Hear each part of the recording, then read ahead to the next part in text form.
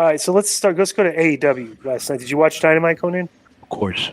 All right, so it starts off hot. Wait 1 second. Let me just get something. Okay, go ahead. All right, so the show starts off. There's a lot of news to cover in this first segment because this is very busy and a lot of what do you want to call fallout from this first segment. of all, can you give me the rating, Joe? 957,000 is down from last week. Yeah, It went down, okay. second in the cable ratings to the Real Housewives. Yeah, but they always tell like I'm not gonna do this thing where they're number one on cable and stuff like everything because they're just talking about the demo. I'm still a total viewers guy because half the wrestling audience is over 50. Is half the rest of the audience is in the demo and the other half is not. And you can't just subtract half of the fan base, because they're watching the show on a weekly basis too. And if some of them did not tune in, we have to include them in the number. So I will always do total viewership because that's what's affected by the quality of the show is the total viewership, not the demo. Because if less people are watching than watched a week before, maybe you did something wrong in your show. All right, I think we can all agree on that. Can we all agree on that? Yes. I wasn't sure what you said, but go ahead. Basically, that for total viewership. Right. If less people when total viewers watch from the week before to this, and they're all wrestling fans, regardless of what their age is, it's problematic. Would you agree with that? Right. Okay. So Punk comes out. He's got the mic.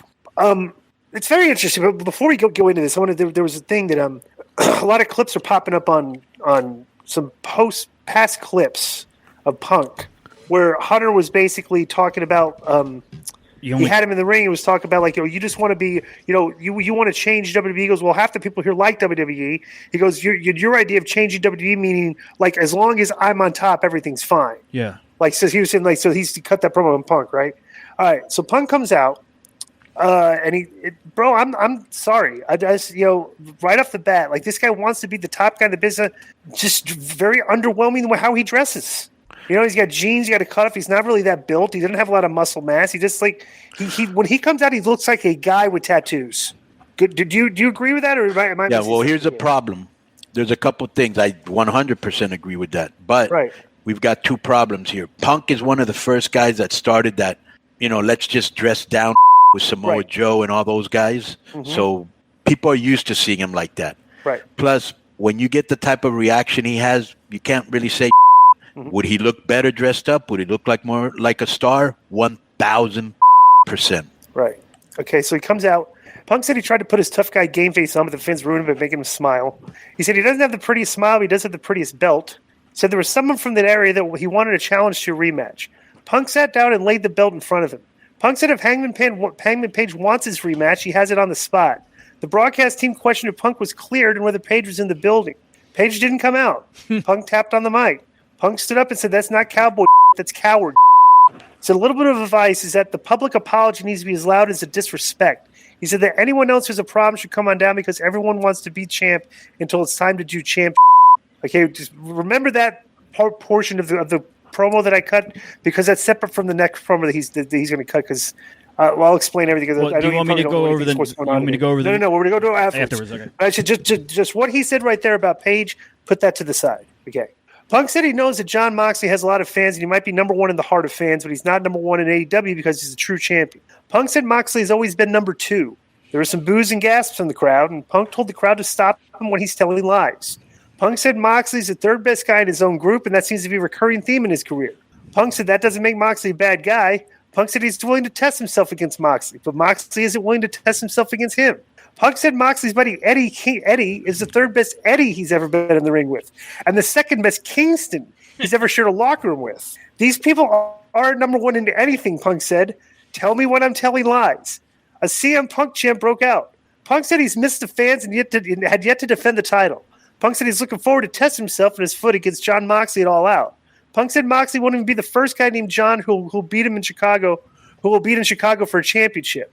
Moxley's music plays, and he walked out from the side of the stage with the interim AEW championship belt over his shoulder. And Punk said he knew he had some time before Moxley got there, so he laid down the ring and did snow angels. Moxley's entrance goes all through the crowd of these, so it's kind of weird. Moxley took his time before entering the ring. He said, "Look out, ladies and gentlemen, CM Punk is dropping pipe bombs." said Moxley said he added that Punk was doing what he does best by letting his mouth write checks that his body can't cash. Moxley said it's just a microphone. It doesn't mean nor does the belt over Punk's shoulder. Moxley said his own belt doesn't mean until he beats Punk. Punk told Moxley that he could be the heart and the soul, and he'll be the dollars and the cents. Punk asked Moxley if he was done talking. Moxley said Punk only came to AEW because he ran out of money and everyone knows it. Moxley accused Punk of running out of fighting spirit a long time ago, and Moxley said if Punk wants to prove him wrong, he could try to do something about it. I don't think you're going to do Moxley said before dropping the mic. Punk said they have a match at pay-per-view, and he was afraid if he touched Moxley now, he would just bleed all over him. Punk dropped his mic and went nose to nose. Moxley had his arms behind his back, and Punk shoved him, and Moxley walked up and kissed him. Then Punk and Moxley started trading punches, and the best way to describe it, okay, the security ran out, and they did a pull-apart, and they had a big pull-apart, and it just turned into a big pull-apart, right, that went on for a bit, okay, but they were trying to get the vibes of doing the hockey fight when they started punching each other. Bro, Punk looked like he was he's standing in front of him, but his punches looked like he was trying to give him noogies in the top of the head. Did you notice that, Konnan? No.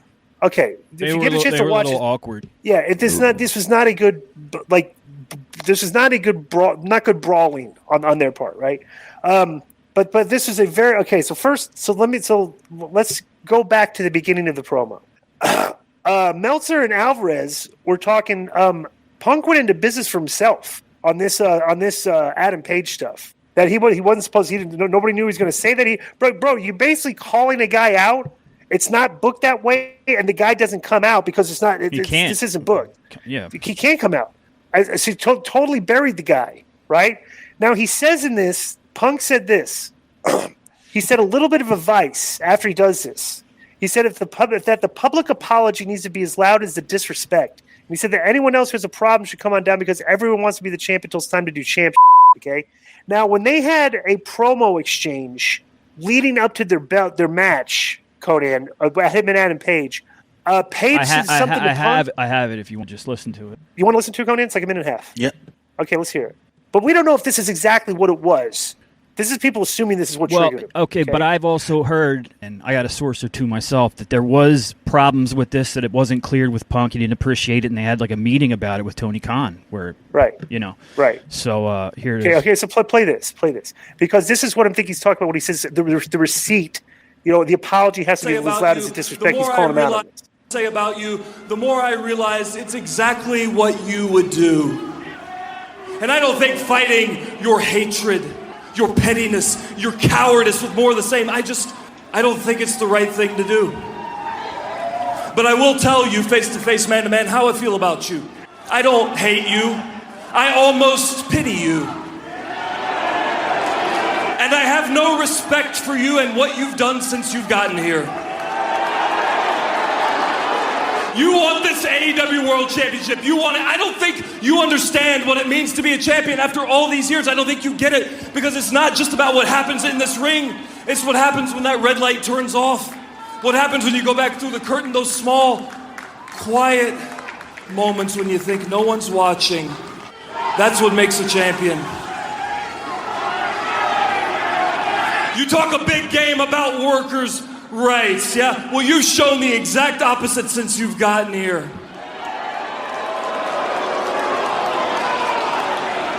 I love this place. I care about this place.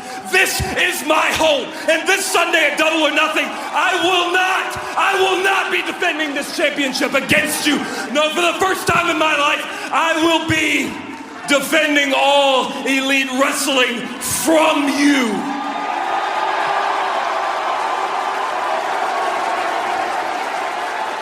That's it. Okay. So apparently Punk got hot about that, went to Tony Khan afterwards, and they had a meeting. And I think Punk, he even said, the apology needs to be as loud as the disrespect. He gave that was his receipt to Adam Page cutting his promo on him. Basically, he just went out there, he buried Adam Page knowing they couldn't do anything about it. Well, what do you think about that? Let's start with that. I think there's an element of guys know from back in the NWO and WWE Attitude Eras that half shoots or shoots are way more interesting. They resonate more. And I think guys are going out there and they're shooting on each other. And I think that a lot of guys probably felt what Page said, and he went out there and he spoke for a lot of boys. Maybe we don't know. Maybe Punk goes in there and he's kind of with everybody. I don't know. But maybe he's kind of a and he's got his own room and he only talks to certain people and he's a big shot and people are like, he's just here for the money. We love this place, you know? And at the end, and so who knows what's going on backstage? Because I haven't really asked, and I don't know. If I did, I would tell you. Rumors. I got two. Right. So what I'm saying is, he's going out there, he's shooting. There's egos now involved. You know, he went out there, he kind of shot on Moxley. Moxley shot on him. Yeah. You know, MJF shot on Tony Khan. You know, everybody's shooting, well, it makes for very interesting TV. Absolutely. I like it. I do too. I'm watching this. I'm like, oh, finally, because Punk gave an interview that's very controversial, and the dirt sheet guys don't know if it's a work or a shoot and stuff. And that's good, right? Like that's what they thought you got this guy in for, right? You know, that's how I got over in Mexico because everybody was doing worked. Everybody was doing worked interviews, and I was going out there and I was shooting. They were like, "Bro, you can't say that. Can you believe he said that?" And I was like, "Yes, yeah, because that's what all people are talking about. And more people want to tune in and listen to what you're going to say next week. It's a pretty simple formula, and that's still my MO. Even when I go to MLW or Impact or when I was at LAX, my is always half a shoot. Right. You know what I'm saying? Telling Tully Blanchard, you better learn to speak Spanish. You know, stuff bro, people that resonates. You know, with people say, "Wow, that did not sound like a wrestling promo." So I'm digging these shoots. The only problem is that real heat comes from this. Absolutely. Okay? And you could have problems in a match, and you can have problems backstage if somebody doesn't sit down and mediate this. Yeah. Right, and you have problems of guys not wanting to put guys over because of this. Right. And you have a match booked against him, and now, do you know? How many? Let me tell you, bro. How many times in your career as a booker have you dealt with guys that do not want to put guys over because they got buried on the mic in the ring? Yeah, a lot. A lot. And what do you have to do? Yeah. You got to, bro. You have to have experience of how to handle it like this. Yeah, you got to be a negotiator at that point. Now Tony Khan is learning. When you have egos and you let give guys freedom on the mic out there and everything, now you have to navigate your way. Now you have the problem Eric Bischoff did with Hall, Nash, and Hogan. And Vince McMahon had with Shawn Michaels and Triple H and it's what should be a stressless job creates a lot of stress for you, doesn't it? You know. Well, here's the two reports on that. First, from PW Insider, it says PW Insider backs up that Punk's words for Page were 100% a shoot, and that the two have an issue that carries over the course of the past few months. During their feud, Page presented Punk as an outsider of AEW, someone Page was going to have to defend the company from. Punk defeated Page clean for the AEW World Title at Double or Nothing and had to put his reign on hold due to a broken foot. Punk reportedly took the opportunity to give Page a receipt for those comments in this promo, according to Mike Johnson. Page and Punk had no communication with another before or after Wednesday night's promo, but Page seemingly alluded to Punk's promo on Twitter. Now from Sean Ross Sapp. CM Punk considered not... Oh, did? Okay, pull that up. Adam because he blocks me on Twitter. I can't see Adam Page's... we have to deal with sensitive wrestlers now that don't like people talking bad about them on podcasts. So I get blocks, and I have. Nobody knows that Joe. Joe, nobody knows you, so nobody blocks you. That's Lisa Silver. I got some blocks. Well, all it says is by women. All it says is Monday, Tuesday, Wednesday, Thursday have bad days too. That's the only new tweet. This is from who? Hangman Adam Page. All right. So let me tell you something. The second report, this is from Sean Ross Sapp.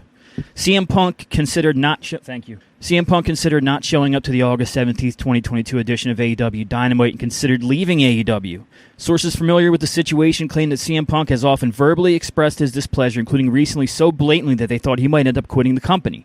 Fightful noted that a person familiar with the situation said they believed there was a chance Punk was not going to show up on the August 17th edition of Dynamite. It was also added that we haven't been given any indication that he plans on leaving AEW, but one veteran said they have heard of threats being levied. Bro, he just got back on TV last week. What did they talk about? He's been complaining.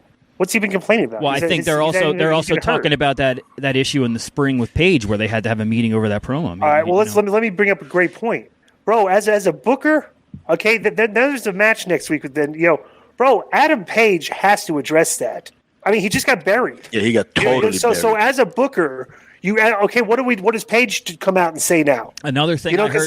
Right. He's here. Go ahead. Another thing I heard, and this has been, it was overheard backstage basically, is that CM Punk told Hangman Adam Page he's not going to put him over. Yeah. Well, here we go. I like stuff. Okay, this is stuff that's interesting. We have backstage turmoil that's spilling out onto television. So now this is the type of content that makes this stuff interesting for me. You can check out the rest of the AEW Dynamite review as well as an NXT review, Raw and SmackDown reviews, plus the full interview with the Road Dogg Brian James, all at the Patreon site at patreon.com/Konnan and Konnan.me. Yo, what up? This is Konnan, and I host Keeping It 100, my co-host, Disco Inferno, unfortunately. Well, I'd say you're my co-host. Listen, every Thursday here on Spreaker, we talk pro wrestling, sports, movies, music, TV, pop culture, and some politics. It's everything the rest of the pro wrestling podcasts are not. Tune in to hear myself, the superior one, educate and inform. Tune in to hear me bury Disco. That's very disrespectful. Join us every Thursday on Spreaker and keep it 100. Boom!